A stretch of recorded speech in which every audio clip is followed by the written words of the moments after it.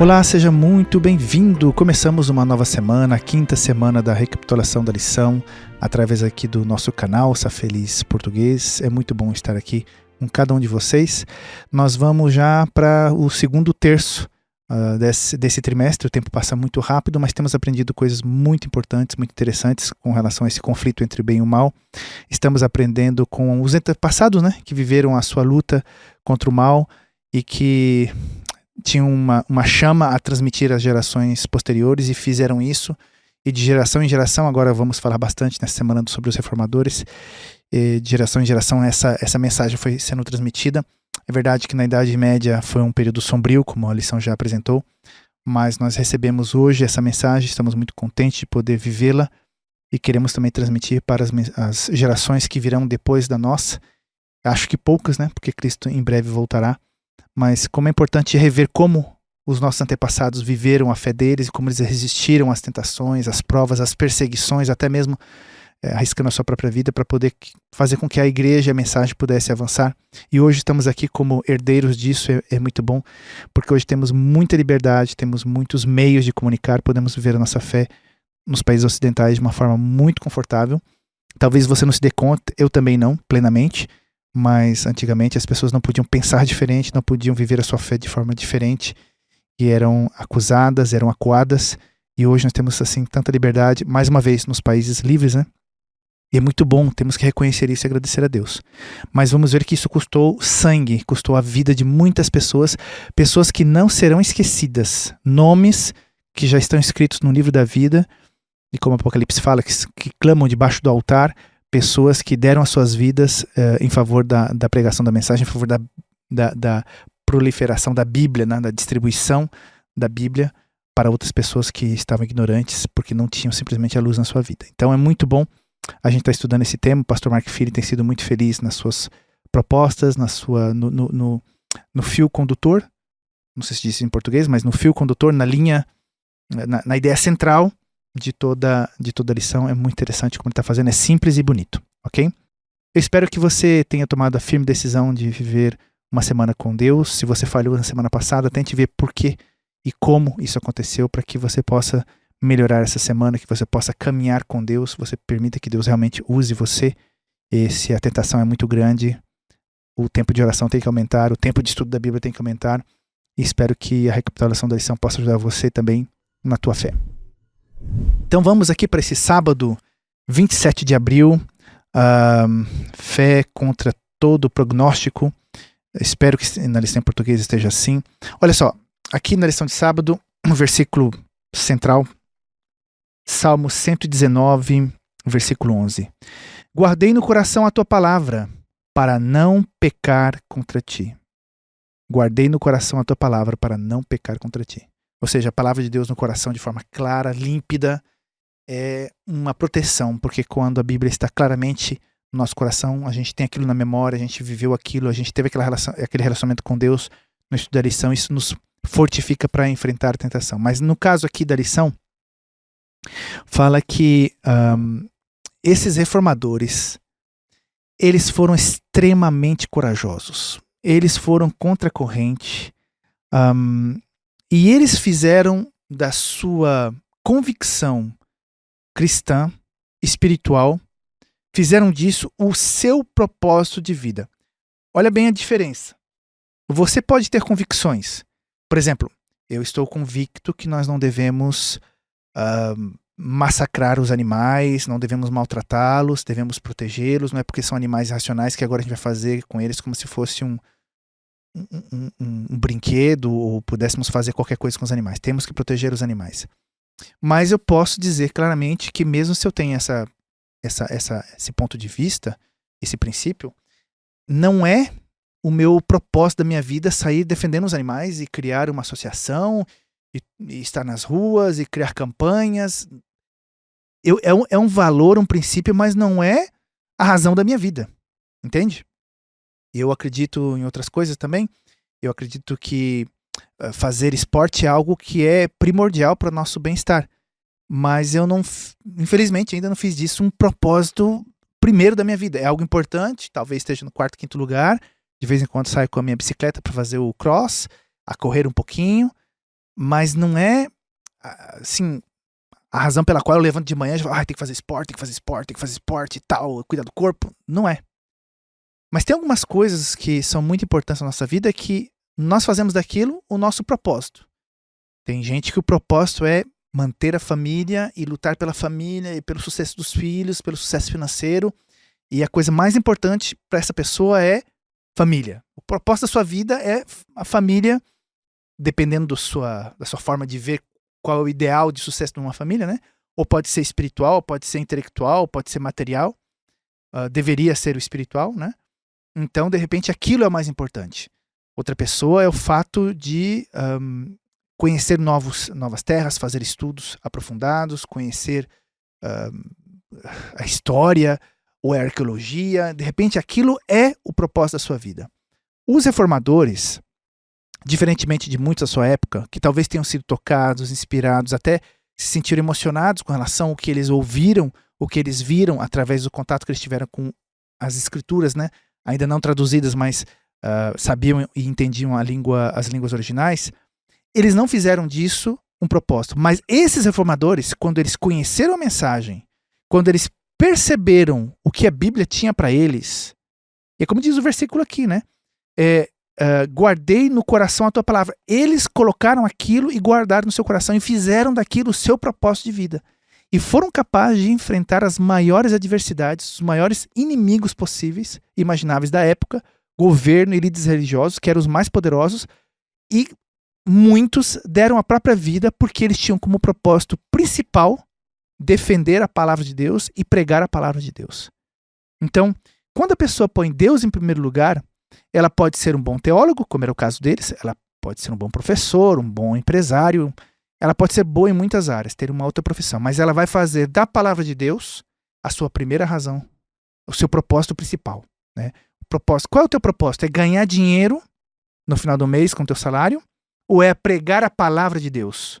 E saber que no final do mês você tocou, através de você influenciou 5 novas pessoas para Cristo.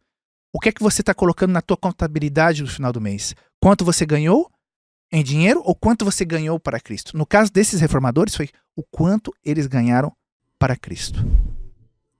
Então, a lição de hoje, os versículos que são mais importantes, a meu ver, mais uma vez, Salmo 119, mas agora versículos 103 e 104, que diz o seguinte: Como são doces para o meu paladar as tuas palavras, mais que o mel para a minha boca.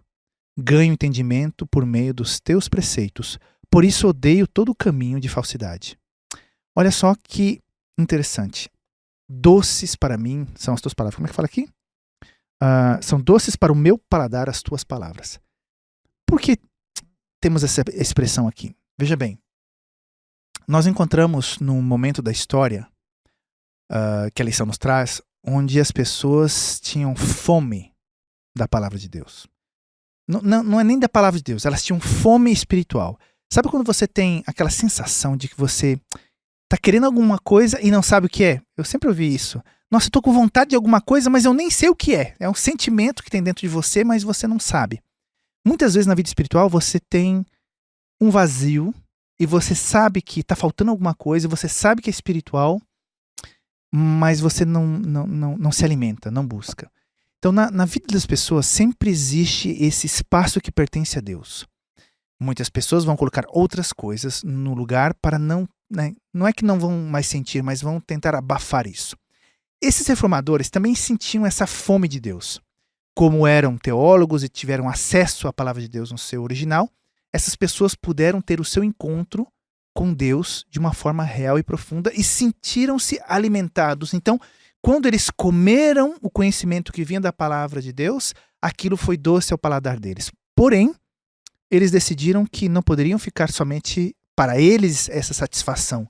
Eles queriam compartilhar com outras pessoas. Então a lição de hoje nos traz o exemplo de John Wycliffe, que vai traduzir de forma clandestina, era o inglês, a Bíblia. Então ele vai pagar com a sua própria vida, vai ser processado. Mais uma vez, recorda você, leia o capítulo do Grande Conflito que trata deste momento, sobretudo do julgamento dele, muito bonito, porque traz aí na lição um pequeno relato de um discurso que ele faz. que o que ele está defendendo é muito maior do que o que eles estão atacando. Eles estão atacando a uma pessoa, sendo que, na verdade, ele está falando de Deus, ele está simplesmente levando a palavra de Deus, que é muito maior do que eles. Agora, como ele teve coragem de fazer isso e qual foi o impacto do que ele fez? Como ele teve coragem, relacionamento com Deus. Quando Deus está na nossa vida, a gente tem uma coragem. Eu já conheci pessoas super tímidas que, de repente, para pregar a palavra de Deus, para levar a mensagem, parece que aquela timidez desapareceu porque o zelo, o desejo de pregar era muito maior do que a timidez. Quando essas pessoas se entregaram tanto a Deus, o desejo, o amor de pregar a palavra era maior do que o medo de perder a vida. Então, por isso que eles foram capazes de fazer isso. E quais foram as consequências? Gente, a tradução para o inglês, a tradução para o alemão, mais tarde a tradução para o francês da Bíblia aqui na Europa, foi uma maravilha, foi uma bênção. Aquilo mudou a cara desse continente e criou as bases da reforma protestante. Senão, reforma em base a quê? Em algumas pessoas que estão transmitindo algumas ideias, foi o texto bíblico que fez com que essas pessoas tivessem essa coragem e que muitas outras depois que viessem pudessem também ter essa coragem. E muitos perderam a vida em campos de batalha defendendo as regiões que haviam aceitado a reforma. Então, quando nós estudamos a Bíblia, às vezes a gente pensa que exageramos, é uma figura de linguagem. Quando a gente estuda a Bíblia e tem uma relação forte com a Bíblia, com os ensinamentos, colocamos ali aqueles valores em prática, a gente não imagina o impacto que isso vai ter. Se você é um homem de negócios, não tem como você separar os teus negócios dos ensinamentos da Bíblia.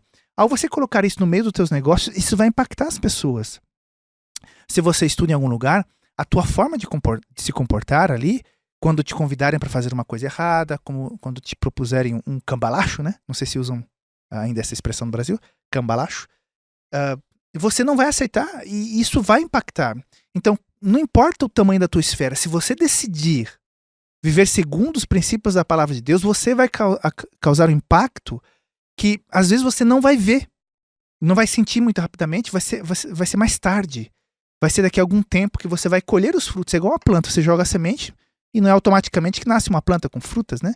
E aquilo vai vir com o tempo. Então, a mesma coisa. Se você plantar, se você se alimentar, você vai sentir um sabor gostoso, mas você vai perceber mais tarde, com o tempo, que aquilo vai inspirar outras pessoas também a ter um comportamento diferente, porque você as inspirou.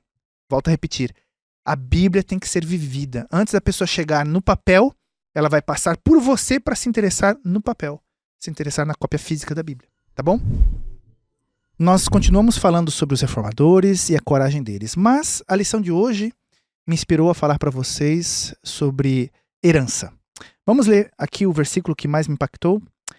2 Coríntios capítulo 13, versículo 8. Pois nada podemos contra a verdade, mas somente em favor da verdade. Esse exemplo aqui do William Tyndale, Guilherme, né, se fôssemos traduzir o nome dele em português, esse inglês que bastante influenciado por Lutero, traduziu a Bíblia para o inglês, mas diretamente, ele não foi pegar o latim, foi diretamente nos originais, causou um impacto muito grande. Ele pagou com a sua própria vida, ele foi morto, processado, como a lição comenta, né? Convido você a não fazer com que esse áudio substitua o teu estudo da lição, que você possa estudar a lição também, né? Foi processado ali na Bélgica e foi morto. O trabalho que ele fez teve um impacto extremamente grande, até mesmo hoje, porque esse manuscrito que ele escreveu e pelo qual foi condenado, mais tarde foi utilizado para fazer outras traduções da Bíblia em inglês, a King James, por exemplo, bastante influenciada pela tradução do William Tyndale. Agora, veja bem, se ele tivesse pensado somente no presente, estaria correndo risco de vida ao fazer aquele trabalho. Ele considerou que, valia a pena correr o risco de vida. Eu imagino também aqui a quantidade de horas para traduzir. Amigos, traduzir é algo que hoje, com todas as ferramentas que nós temos, é algo fastidioso, é algo longo, complicado. Você tem que realmente transmitir o que o original está dizendo e tem um corretor que passa, porque nós não podemos fazer uma tradução e simplesmente já entregar para a leitura. Tem que ter um corretor que passa depois da tradução. Então, não nos damos conta. Por exemplo, a lição da Escola Sabatina que você está lendo é uma tradução do inglês. Com certeza teve uma pessoa que fez uma primeira tradução, vem uma segunda pessoa que revisa a tradução, Quando isso é colocado na maqueta da escola sabatina, tem uma terceira pessoa que passa fazendo a leitura final já com o texto dentro da maqueta. Então, se hoje, com toda a modernidade que nós temos, é um trabalho complicado, imagina nessa época e com um pouco acesso que se tinha a documentos que pudessem colaborar na tradução. Então, foi um trabalho muito longo. Eu fico imaginando os dias, os meses, os anos que ele gastou para poder fazer essa tradução. Nós poderíamos dizer, nossa, mas é muito trabalho. Quanta coisa ele perdeu, entre aspas, na vida, fazendo esses anos de esforço para poder traduzir a Bíblia. Mas como eu falei no sábado, ele decidiu viver com um propósito. Quando você decide viver com um propósito, as horas que você passa fazendo aquilo, já você não contabiliza da mesma forma. Não tem como contabilizar, não tem como calcular. Você está fazendo algo com propósito. Ou seja, você se cansa menos, você faz melhor e você não contabiliza o tempo. Porque tem um propósito por detrás disso. Então, ele já viveu isso com propósito. Outra coisa, ele não calculou. Mas olha que bonito. Quando você vive com um propósito por uma coisa digna, mesmo que você não veja muitos resultados no momento, você está fazendo uma obra que vai ser uma bênção para os que virão mais tarde. Ele não viu os resultados que nós vemos hoje da sua obra.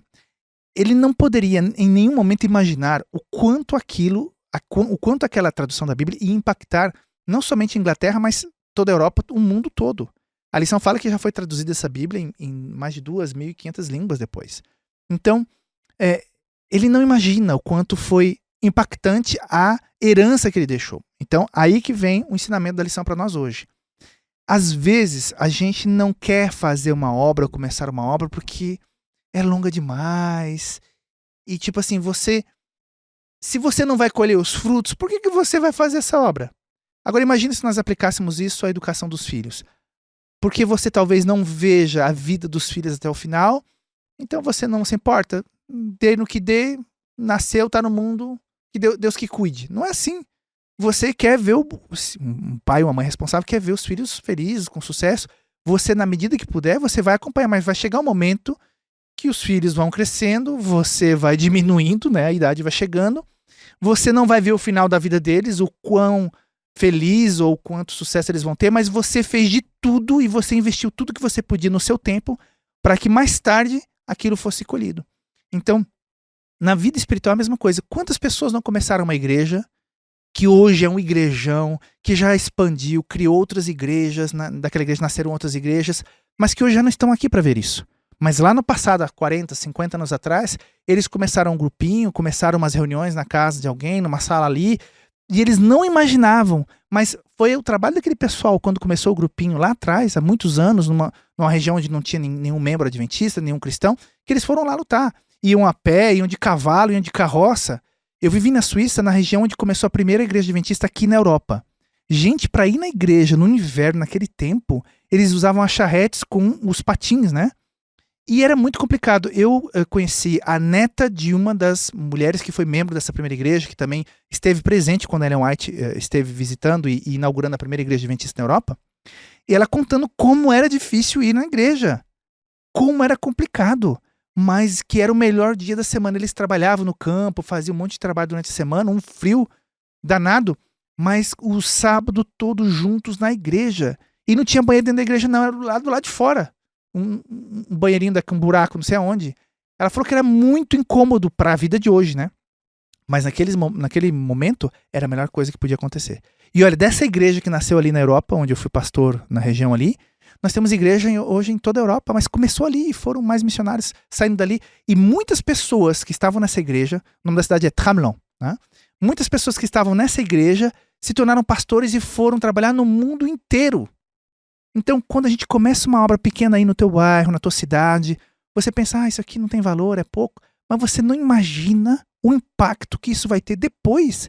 Então, se você está começando uma obra nova em algum lugar hoje, ou se pensa, não existe. Talvez você não veja o que vai acontecer realmente no final da história, mas não importa. Esses reformadores, Wycliffe, Tyndale, não viram o quão longe foi o trabalho deles, mas olha quão impactante. Se eles tivessem feito cálculos, eles nunca poderiam ter imaginado. Mas quando você coloca a palavra de Deus na frente, quando a verdade, como diz o versículo, a verdade vai na frente, não tem como pará-la. Então, Se você está fazendo uma pequena obra hoje, não se intimide, continue, porque ela vai crescer. Se é da vontade de Deus, vai crescer. E vai ser uma bênção, talvez não plenamente para você, você talvez não veja o final da história, mas vai valer a pena, porque as próximas gerações vão aproveitar. O versículo que eu gostaria de ler com vocês hoje está no Evangelho de João, versículo 13, que diz o seguinte: mas quando o Espírito da verdade vier, ele os guiará a toda a verdade. Não falará de si mesmo, falará apenas o que ouvir e anunciará a vocês o que está por vir. A lição dessa semana enfatiza esse momento que eu sempre tentei imaginar. É como se eu fosse um espectador silencioso, eu imagino como foi para Lutero esse primeiro encontro com a Bíblia. Imagina ele tendo nas suas mãos essa Bíblia em latim. Ele entendia o latim. Quando ele começou a ler, um teólogo, uma pessoa que representava a igreja, que pela primeira vez encontra a Bíblia. Olha só que já interessante, né? Você é um trabalhador da igreja, um seminarista, e você não conhece a Bíblia. E ele tem um encontro casual com a Bíblia em latim ali naquela biblioteca. E nós não podemos imaginar como aquele encontro, aquela leitura vai influenciar tanto a vida desse homem, mas a vida de milhares e milhões de pessoas por detrás desse homem, porque ao ler aquilo, ele viveu algo diferente. Agora, o que ele tinha nas suas mãos era tinta e papel. Só. Como nós temos hoje aqui em nossas mãos, tinta e papel. Porém, algo diferente. Amigos, a Bíblia não é apenas um livro com informações intelectuais, informações históricas, informações sobre a sociedade e civilização de tempos antigos. Ela é a palavra de Deus. E quando o Espírito Santo, como diz aqui esse versículo de hoje, quando o Espírito Santo entra na equação, entra na conta, tudo muda. O Espírito Santo tocou tanto o coração daquele homem naquele momento, que não foi um mero encontro, não foi algo intelectual, foi um encontro espiritual, foi um encontro que frutificou na vida desse homem, porque a partir dali ele toma a decisão de ler mais e pouco a pouco o Espírito Santo vai dando a ele convicções e vai incitando ele no seu coração a tomar posição, ao ponto dele, né, ser um dos iniciadores, o maior iniciador da Reforma Protestante, e também de uma tradução da Bíblia e também, entre aspas, de outros livros que vão fazer com que a Reforma possa ser uma fonte de influência para outros países.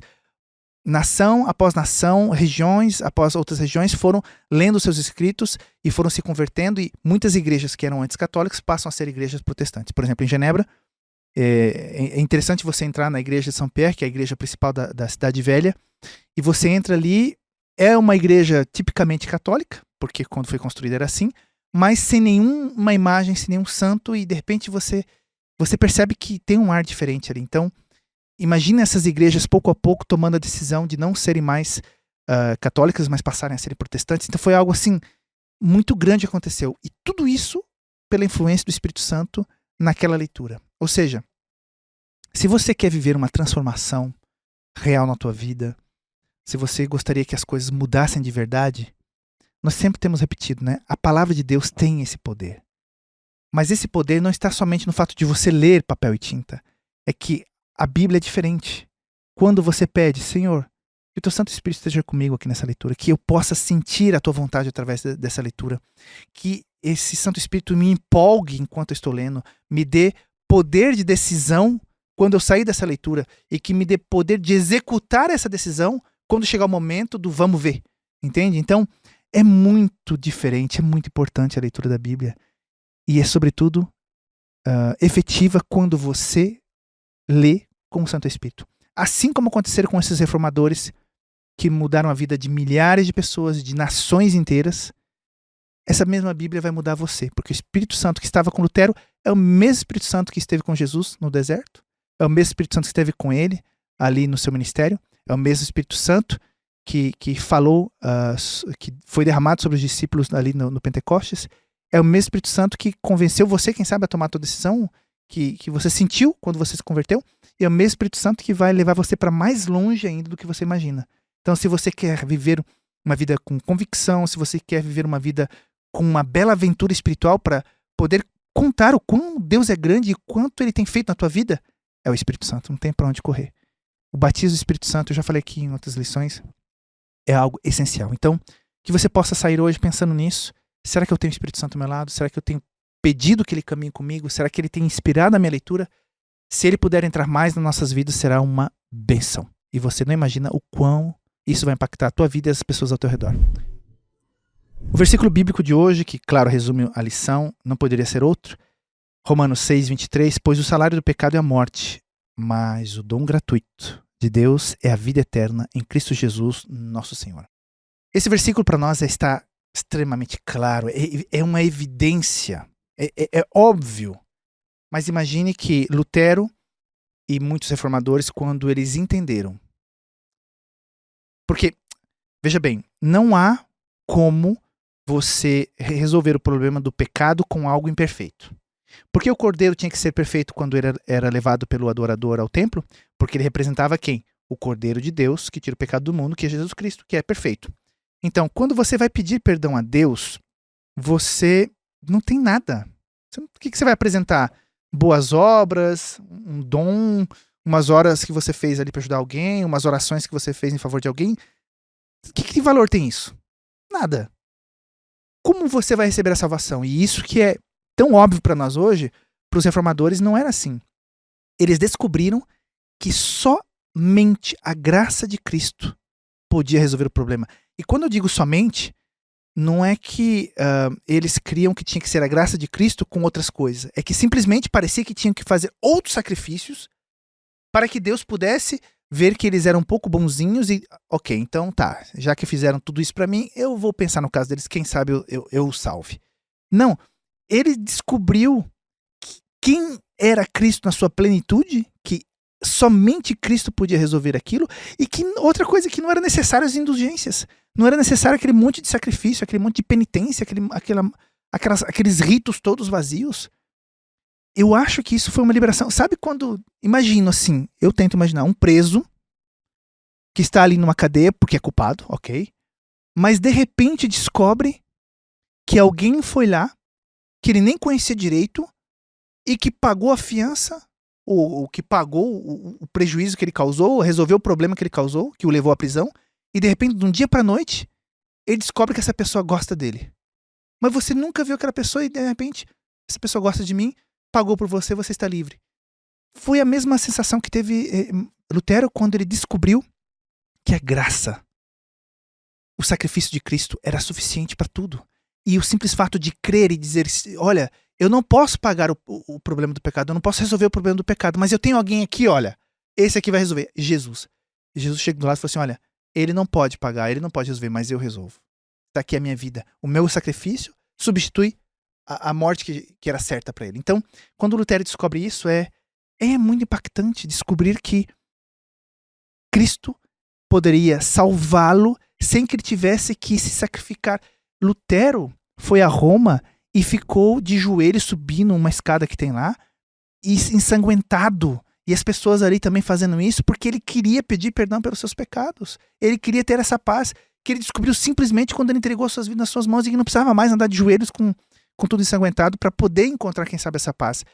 A mesma coisa somos nós. Às vezes, nós sabemos que Cristo nos perdoa, pedimos até perdão, mas nós não nos perdoamos. Tipo assim, parece que Cristo não é suficiente. Ou seja, eu peço perdão, mas ao mesmo tempo não me perdoo. Fico me autoflagelando. Então, será que você realmente conseguiu entregar tudo nas mãos de Deus? Outra coisa, será que realmente em nossas vidas entendemos a profundidade, a amplitude, a altura do amor e do perdão de Deus, para que realmente esqueçamos o passado e que possamos virar realmente a página e começar algo bonito, não permitindo que os fantasmas do passado venham ainda a atemorizar a nossa vida? Outra coisa, será que quando eu vivo a minha fé, a minha crença em Deus, será que eu não estou colocando um pouquinho de indulgência junto? Tipo assim, Senhor, eu estou aqui pedindo perdão e tal, mas veja bem, eu tenho ido fielmente à igreja. Senhor, olha, meu dízimo está lá, fiel. Senhor, tenho estudado a Bíblia com alguém. Senhor, tenho ajudado lá na reforma da igreja. Sim, você faz essas coisas como consequência da liberdade que Cristo te deu, porque senão você estaria prisioneiro e não poderia fazer nada disso. Então, não é o fazer isso que de alguma forma te recomenda Deus, porque às vezes nós pensamos assim, Deus, por que isso está acontecendo comigo? Eu sou uma pessoa tão boa, eu faço tantas coisas boas, eu sou tão gentil, eu sou tão fiel à igreja, por que esse mal está acontecendo comigo? Esse problema caiu sobre mim? Meus amigos, Jesus Cristo veio resolver o problema da nossa perdição para nos dar salvação. Infelizmente, esse mundo aqui já está contaminado pelo pecado. Ele vai vir resolver o problema desse mundo na sua volta, quando for tudo purificado e tudo. E nesse momento os mortos vão ser ressuscitados, você e eu, se estivermos vivos, seremos transformados e aí começa a nova vida. Mas enquanto a gente estiver aqui, haverão dias que acontecerão problemas, mesmo se você é gente boa. Mesmo se você é um bom cristão, acontecerão problemas. E não é porque você não está cumprindo com as regras que isso está acontecendo com você. E não é porque você cumpriu com as regras e fez coisas boas que você vai evitar que problemas aconteçam. Quando você sabe, você evita muita coisa porque você toma boas decisões. Eu não estou falando disso. Mas existem coisas que são... Você está fazendo o que é correto. Igual quando você está andando de carro, você está dirigindo direitinho, na velocidade, no caminho certo, respeitando as leis, e vem uma pessoa drogada, uma pessoa bêbada, e sai da outra pista, veio por trás, você não viu e bateu em você. Você não tem culpa de nada, mas o mundo é de pecado e tem um bêbado que bateu em você. E o pecado às vezes bate em nós. Mas o mais importante é nós guardarmos isso. Olha, o salário do pecado é morte. Ok, mas o dom gratuito de Deus é a vida eterna. E é isso que é mais importante. É a vida eterna. É o final da história. Martinho Lutero conheceu essa verdade, foi transformado, pregou essa verdade, revolucionou. Imagina quando ele pregava para pessoas e falava assim, você não precisa mais pagar indulgências. Ou então para as pessoas que iam pecar e antes de pecar já compravam o perdão. Que miseráveis que eram essas pessoas. E de repente elas descobrem que isso não valia nada e que precisam de Jesus Cristo. Foi maravilhoso. Eu espero que você possa ver isso na prática na tua vida hoje e que você saia feliz, contente porque você está com Cristo Salvador ao teu lado e que a vida eterna nos espera. O versículo bíblico, na edição 2, na verdade, que eu escolhi para ser o centro do nosso resumo de hoje, está em Romanos, capítulo 8, versículo 1 e 2, que diz o seguinte: portanto, agora já não há condenação para os que estão em Cristo Jesus, porque por meio de Cristo Jesus, a lei do Espírito de vida me libertou da lei do pecado e da morte. Ou seja, que maravilha. Quando recebemos isso, é o momento mais bacana, mais legal que pode uma pessoa experimentar. Como eu não sou adventista de berço, eu vivi a minha conversão aos 18 anos, eu lembro como se fosse até hoje esse momento onde essa compreensão, através do Espírito Santo, entra no teu coração e você entende que Cristo morreu por você, você se sente leve porque ele pegou os teus pecados e jogou no fundo do mar, e você entende que você pode começar de novo, que você pode até mesmo falhar, sinceramente falhar, mas se você se arrepende e pede ajuda e pede sabedoria para você não voltar a falhar nisso, para você... Gente, é muito bom, é muito bom. E eu imagino na lição de hoje falando que o John Wesley foi ouvir, então, uma conferência onde se leu a introdução que Lutero faz do livro de Romanos, que eu acabei de ler aqui agora. Imagino que nesses escritos ele está falando sobre a graça salvadora de Cristo, que não é mais necessário você se sacrificar fisicamente para obter o favor de Deus, mas que tudo passa através do teu coração. Gente, aquele momento para ele deve ter sido fantástico. Agora, eu me pergunto, como é que tá você? Você viveu esse momento de... Como foi, né? Quem sabe você possa colocar nos comentários como foi esse momento que você entendeu profundamente quem era Jesus e que ele podia resolver o teu problema de culpa, de pecado, que ele te trazia justiça. Coloca nos comentários se você tem aí uma ideia exata de quando isso aconteceu, de como aconteceu. Seria bom outras pessoas poderem ler. Mas eu imagino que para John Wesley foi super impactante. E a gente percebe que... E a lição comenta que pela primeira vez, e já na pessoa de idade, né? Pela primeira vez na sua vida ele entendeu o evangelho. Esse é o melhor dia, um dia mais feliz da vida de qualquer pessoa. Mesmo que a pessoa tenha nascido na igreja e tenha ouvido falar, e fez culto familiar, estudou e tal. Mas no dia que ela sente aquele poder do Espírito Santo e que ela entende quem é Jesus e que o Espírito Santo, né, Jesus entra através do Espírito Santo no seu coração, gente, é muito bom, é poderoso, é magnífico. Então, a nossa vida espiritual é uma experiência intelectual de leitura e de estudo, mas também é uma experiência profunda da presença do Santo Espírito no nosso coração. E quando eu vejo esses reformadores e tudo que eles fizeram e mais uma vez pagaram com a sua própria vida, é porque eles estavam cheios do Espírito Santo. o propósito, como eu falei no início da semana, né? Vivi uma vida com propósito. E o propósito final deles agora não é mais nenhum outro. É simplesmente pregar e levar a mensagem para outras pessoas. Então, o resumo da lição de hoje é, primeiro, que não há nada que substitua a salvação através da fé em Cristo Jesus. Nada do que nós possamos fazer substitui. E esse momento é o mais importante.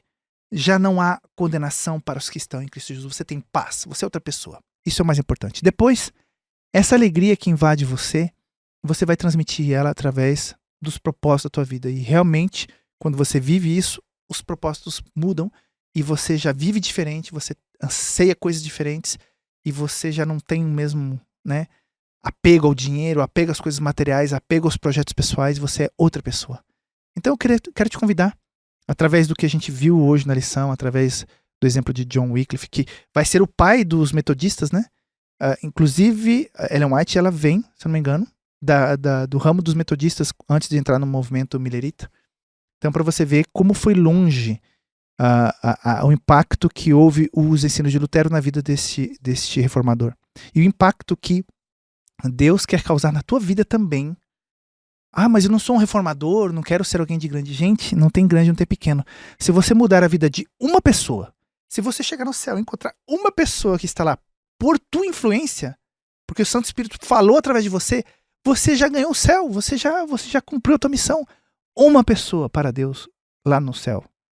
Gente, não tem valor, não tem preço. Então, é tudo que eu desejo para você e para mim nesse dia de hoje, através dessa lição, que você possa permitir que ela entre, crie um impacto arrasador na tua vida, que você entenda a salvação somente pela graça em Cristo Jesus, que isso possa fazer com que você impacte a vida de outras pessoas.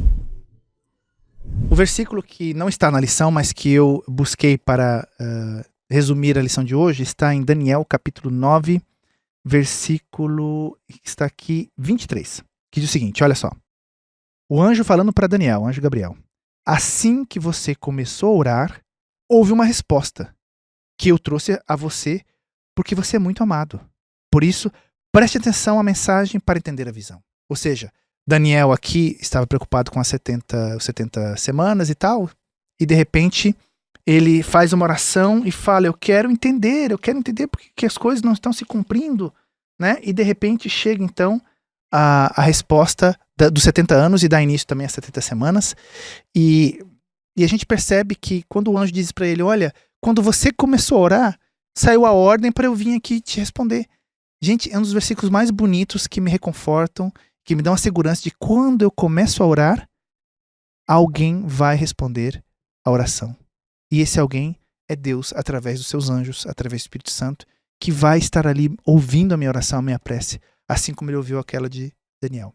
A lição de hoje fala que não foi fácil lutar contra as adversidades quando os reformadores começaram a pregar. Aqui a lição de hoje menciona, por exemplo, quando Lutero foi processado, tiveram as tais das dietas, né? Esses encontros, esses concílios, onde ele foi duramente atacado, onde tentaram matá-lo algumas vezes. E eu imagino que essa situação de praticamente perder a vida por causa da sua fé, é muito complicado. Você coloca em risco a tua vida, a vida dos teus colaboradores, a tua família. Foi muito complicado e ele permaneceu fiel, apesar de toda a adversidade. E a Bíblia, e a lição nessa semana vem falando que Deus nos reconforta dizendo, olha, vocês não estão sozinhos. E por isso que eu escolhi esse versículo aqui de Daniel, mesmo se ele não tem relação com a lição, que demonstra que quando nós nos ajoelhamos e vamos orar, e Lutero fala na lição de hoje, dizendo, vão nos perseguir, vão haver, a espada está sendo afiada, né, para ser lançada contra nós. Nós precisamos o quê? Ele não vai falar que precisa de uma outra espada, nós precisamos de oração. Precisamos orar mais porque as coisas difíceis estão à frente. Então, o que a lição quer dizer essa semana, nesse dia de hoje, com respeito a essa experiência, para nós, é que Deus, escuta a oração, ela é importante.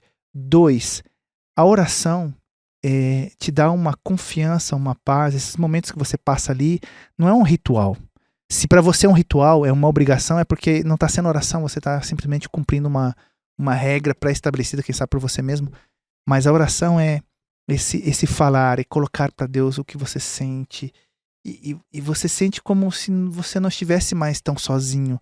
É até mesmo um pouco de cura para a solidão, porque de repente você tem com quem conversar, entre aspas, com aonde jogar as tuas mágoas, porque é triste ser perseguido, é triste, é muito ruim, não, ninguém tá feliz por ser perseguido, e às vezes quando você faz o que é certo, você começa a ser perseguido. E que bom que a gente não precisa ficar carregando os nossos familiares, carregando as pessoas que estão à nossa volta, com tudo de negativo que a gente está vivendo. A gente pode fazer isso em primeiro lugar com Deus, que já vai nos aliviar, nos dar uma segurança celeste, uma segurança que às vezes ninguém entende, e depois não vamos carregar tanto os nossos familiares com a coisa negativa que estamos vivendo, né? Não estou dizendo que a gente tem que esconder tudo, mas também estou dizendo que a gente não deve chegar e colocar todas as nossas lutas, as coisas duras da nossa vida nas costas dos outros, né? Porque primeiro não vai resolver o nosso problema, ele também não é Deus para suportar tudo, e às vezes a pessoa também, ser mais sensível, passa a sofrer muito mais, e de repente há muitos problemas que não são tão grandes e graves como a gente imagina, e que nós os tornamos grandes, depois a gente carrega isso nos outros, e é triste. Então por isso quando nós passamos pela oração, de repente até Deus diz, meu amigo, calma, não é tão grave assim, eu vou resolver isso, eu vou estar te acompanhando. E Deus, qualquer oração para ele é importante, qualquer oração é válida, pode parecer bobo para uma pessoa, mas para Deus é válida, ele escuta e entende o coração de cada pessoa que se dirige a ele. Então, a mensagem central de hoje é, ore ao Senhor, a oração tem poder, ela vai ser escutada, ela é recebida, em que você não tenha medo de que você vai enfrentar os problemas sozinhos. Então, se você hoje está vivendo um problema no teu casamento, no teu trabalho, nos negócios, se as coisas não vão muito bem, enfrentando problemas de saúde também, vazio emocional, depressão, ansiedade, muita gente com ansiedade. Então, que você possa, né, crer mais na oração e praticar mais a oração. Eu profundamente creio que nós oramos pouco. Né? A gente pensa que ora muito porque a gente está em constante comunhão com Deus, conversando com Deus, mas ter aquele momento ali a sós, onde você está de joelho, sentado, quem sabe, né? Se você não puder, ali do lado da tua cama, no teu quarto, no teu cantinho escondido, passar mais tempo ali, eu acho que faria uma grande diferença, muito grande. O Lutero fala, né, quando ele tinha mais problemas, ele orava mais. Se ele tinha pouco tempo para resolver as coisas que ele tinha durante o dia, ele passava mais tempo em oração, porque aí as coisas se resolviam mais sozinhas do que com ele tentando resolver. Então, eu acho que nós precisamos passar mais tempo em oração. Eu creio. Eu espero que isso seja uma realidade para você, para mim também, que nós possamos passar mais tempo em comunhão e que a oração seja algo muito real e forte na nossa vida. E a gente vai sentir uma segurança, um poder especial da parte de Deus, tá bom? Que Deus te abençoe. E amanhã, igreja, ok? Não falte a igreja amanhã. Se você estiver doente, claro que não, né? Mas se você estiver desanimado e tal, olha, vá à igreja, participe, tente se envolver, não tente ver a tua igreja sozinho. Você precisa dos irmãos, os irmãos precisam de você. Você tem dons e talentos que Deus precisa que você coloque em prática, porque senão muitas pessoas não serão alcançadas porque você não colocou em prática. Você não usou o que você recebeu da parte de Deus para poder abençoar outras pessoas. Então, não deixe de servir, não deixe de ser uma pessoa boa para os teus vizinhos, amigos. Faça a diferença sendo uma boa pessoa. Vê se você não está sendo injusto ou mal em algum aspecto. Faça o bem porque é o correto, simplesmente. Não espere nada em troca, porque Jesus já te salvou, então você não precisa receber nada, você já recebeu. E que você viva uma vida diferente e possa influenciar outras pessoas, tá bom? A gente se vê na semana que vem para mais uma lição. Quer dizer, amanhã, né? E não esqueça do programa Bate-Papo, sábado à tarde, tá ok? Um abraço para você, então, e feliz sábado. Tchau, tchau.